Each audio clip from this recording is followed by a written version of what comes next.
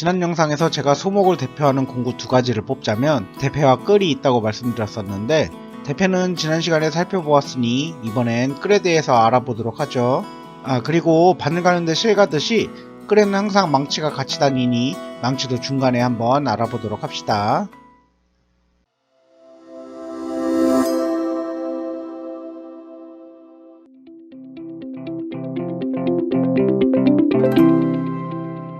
안녕하세요. 이도의 소목교실 이도입니다. 전통 목공에는 기본적으로 못이나 나사를 사용하지 않고 짜맞춤 기법을 이용해서 집을 짓거나 가구를 만들죠. 이 짜맞춤 기법을 사용하는 데 있어 필수적인 공구가 끌하고 톱이에요. 지금 보시다시피 끌은 크게 우리가 쓰는 동양끌과 서양끌이 있는데요. 이래봬도 이 영상이 전통 목공의 온라인 클래스이니 서양끌은 따로 보지는 않고 동양끌과 비교해서 어떻게 다른지 위주로 살펴보고 동양끌에 대해서 자세히 알아보도록 합시다. 기본적으로 끌의 구조는 서양끌과 동양끌이 거기서 거기니 구조와 명칭을 이렇게 간단히 보고요. 지금 보시는 끌 중 왼쪽이 서양끌이고 오른쪽이 동양끌인데요.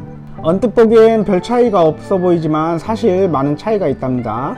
영어로 치즐이라고 하는 서양끌은 기본적으로 동양끌에 비해 길이가 길어요. 날의 길이가 길고 손잡이도 보통 더 긴데 이 제품은 제가 비슷한 길이로 골라서 비슷해 보이는 겁니다. 그리고 옆모습을 보면 이렇게 서양끌은 바닥면에서 날이 점점 위로 기울어지고 동양끌은 바닥면에 딱 붙어있는 형태인데요. 이는 서양끌의 손잡이와 날의 각도가 일직선임을 시사하고 동양끌은 손잡이와 날이 약간 각이 차이가 나게 붙어 있다는 것을 나타내죠. 이건 서양끌로 작업할 때 망치로 타격하는 부분과 부재를 절단하는 지점이 일직선으로 놓여 있어서 빠른 작업을 가능하게 해주지만 절단면을 길게 작업을 하다 보면 필연적으로 손잡이에 닿는 구조를 가지고 있다고 할 수 있죠. 이에 반해 동양끌은 타격점과 절단점이 약간 어긋나 있다 보니 숙련을 하는데 보다 더 시간이 걸리지만 깊게 작업을 해도 손잡이와 부재가 닿지 않게 작업을 할 수 있습니다. 좀 더 자세히 살펴보자면 이렇게 보시면 날이 딱 봐도 두 개가 다르게 생겼죠. 보통 서양끌은 탄소강에 크롬, 망간 등을 첨가하여 만든 이 통세로 만들고 동양끌은 이중 복합강인데 백지강이랑 청지강으로 만들어요. 보통은 동양끌보다 서양끌이 연마가 쉽지만 그만큼 더 쉽게 날이 상하기도 한답니다. 그리고 이렇게 뒷면을 보시면 서양끌은 평면으로 되어 있고 동양끌은 이렇게 움푹 들어가 있죠. 뒷부분을 뒷날 홈이라고 하는데 이 부분이 있으면 이렇게 모서리 부분만 빠르게 연마가 되고 부재의 접촉면이 줄어들다 보니 당연히 작업 시 마찰력이 줄어서 힘이 덜 들어요. 지난 영상에서 보셨던 이 대패날도 뒤에 보면 이렇게 뒷날 홈이 있답니다. 그리고 끌의 머리 부분을 보면 이렇게 갱기 부분에 금속 링이 달려 있는데요. 이 서양끌의 경우 이렇게 금속 판이 달려 있네요. 이건 오랜 시간 망치로 타격을 해서 작업을 할 경우 끌자루가 상하지 않도록 방지해주는 역할을 한답니다. 그리고 이제 안 보이는 곳에 대해서 말씀을 드리면 이쪽 목갱기 쪽을 말씀드릴 수가 있는데요.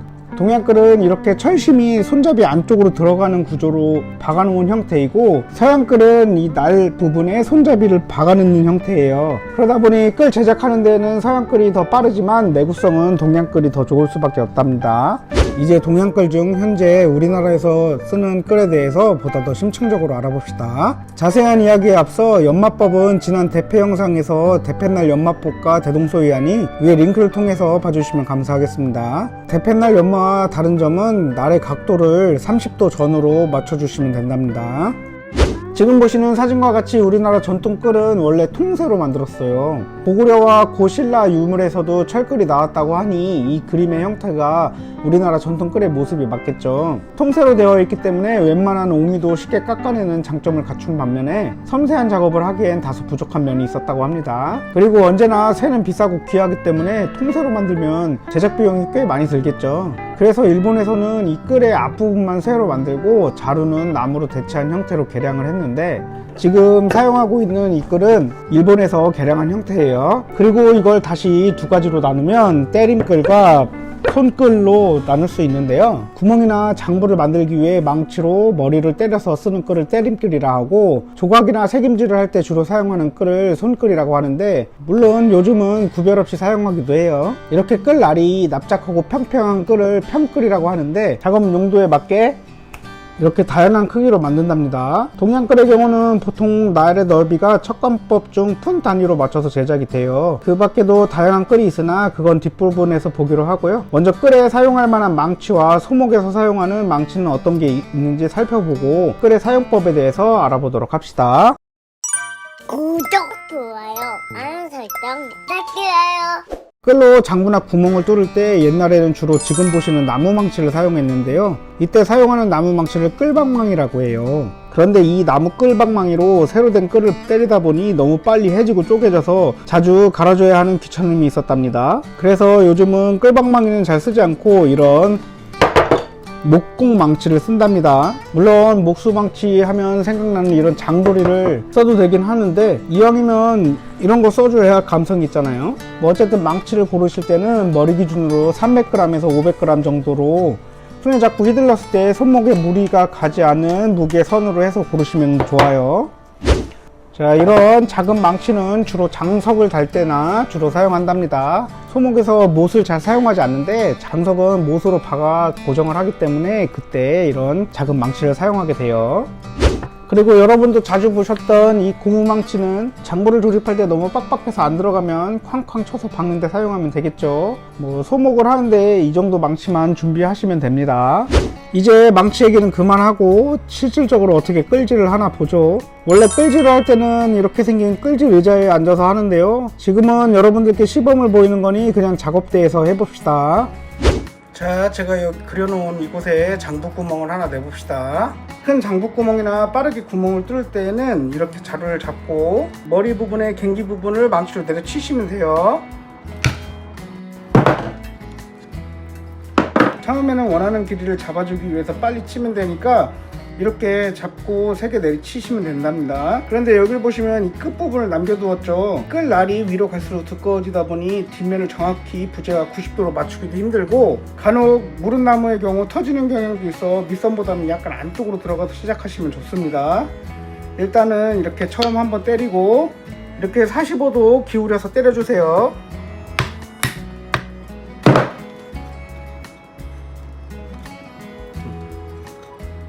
그럼 이렇게 끌밥이 떨어져 나온답니다. 이런 식으로 수직 한번 45도 한번 번갈아 가면서 타격을 해주시면 됩니다.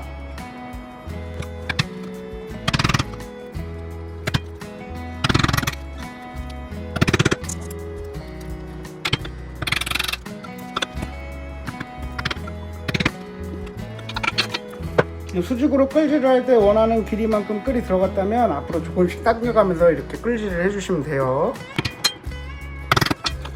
이렇게 3분의 2 정도 했으면 이제 날의 방향을 바꿔서 같은 방법으로 수직 45도를 번갈아 가면서 끌질을 해주시면 됩니다. 지금 작업 특성상 자세가 너무 불편하니 부재를 돌려서 해보죠.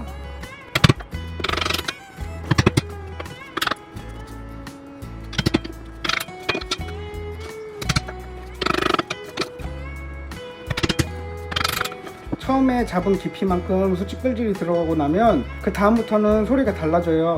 자, 여기서 소리가 표현될지는 모르겠지만 자, 이렇게 한번 녹음을 해보죠. 이게 되나?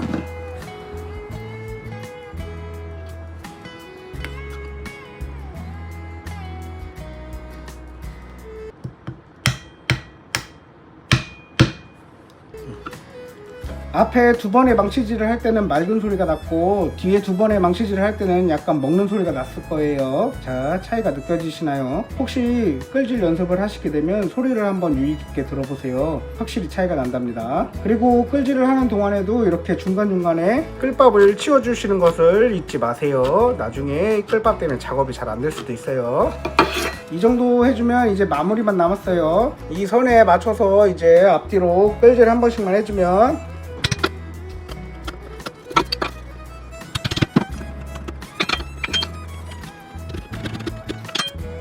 이렇게 깔끔한 장부 구멍을 만들 수 있답니다.